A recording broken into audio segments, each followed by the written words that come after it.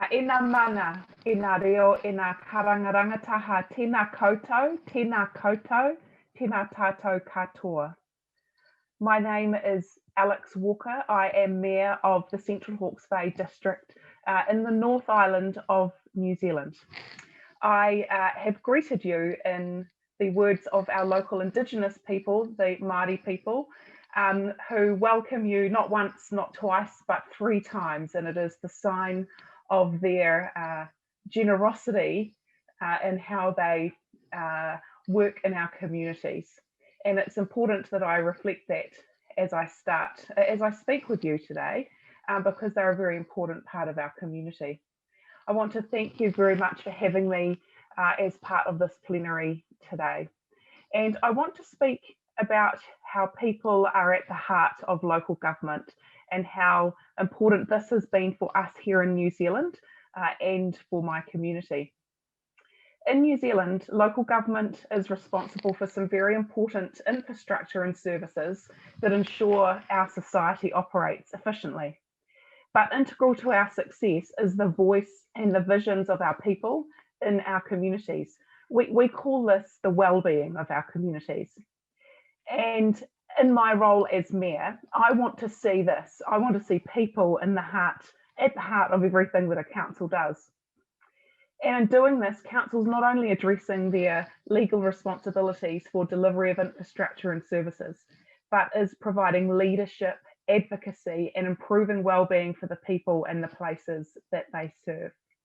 So the human rights of our communities and all parts of our communities are essential to what local government means. This approach has served us well in my district of Central Hawke's Bay in New Zealand. It served us well as we have responded to the COVID-19 pandemic. We had existing strong networks of relationships across government and non-government agencies and community groups here in our part of the country. This allowed us not only to deliver the lockdown approach of our Prime Minister Jacinda Ardern and her government, but also to ensure that all members of our community, no matter their age, their race, their gender, or their socioeconomic situation, were able to be cared for. And this was a reaction that could only have come from local government. Central government provided us the policy platforms and the tools to help, but actually it was our ability to know our communities that made that response happen on the ground. In New Zealand, we actually have one of the most politically centralised governments in the world. And here in Central Hawke's Bay, my rural district, it's a very small part of New Zealand, rurally based, farming based, so small towns and farming communities. In communities like mine, central government systems and services are dispersed. Sometimes they're not present in our community, sometimes they're run from other larger regional centres, and sometimes they're non-existent. So our strength as local government has been vital. And this was incredibly important as we very quickly moved into what we called a level 4 lockdown on the 25th of March 2020. And local government in New Zealand are the leaders and facilitators of civil defence, which is our response mechanism to emergency. And as leaders and coordinators, we had to move very quickly to provide reassuring voice to all parts of our community. And we did this, I'm proud to say, did this before many government agencies were able to articulate to people what help looked like. Local government translated that to the people in our communities.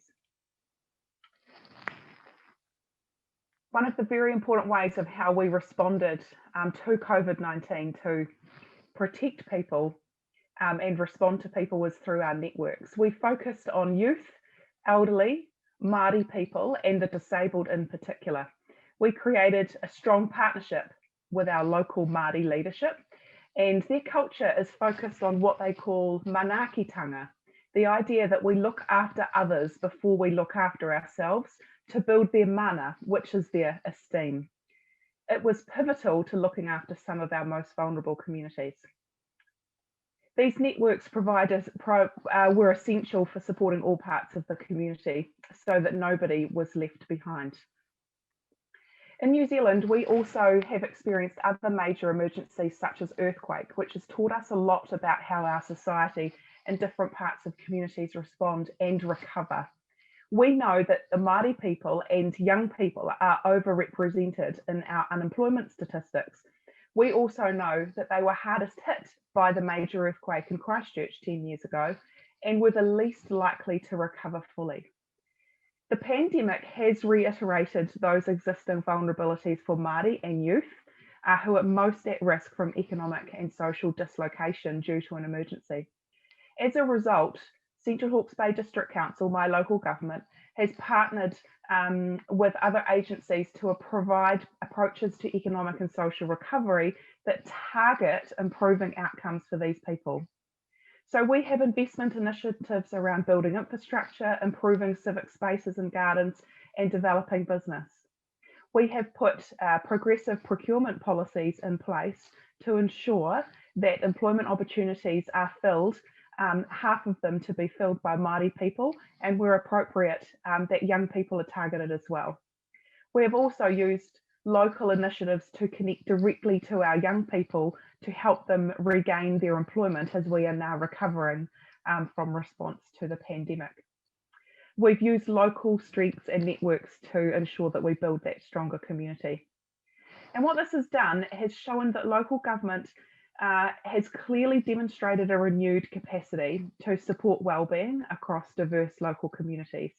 And it really is an example on which future policy for local government could be shaped. Local mayors and local government officials know their communities very well. They know who are in them, they know who to talk to, they know how they operate. And it's very evident to us here that that is a strength that we will need as we recover and the shape of our societies change in the future as we move past COVID-19 pandemic. Nō reira, tēnā koutou, tēnā koutou, tēnā tātou katoa. Thank you for listening.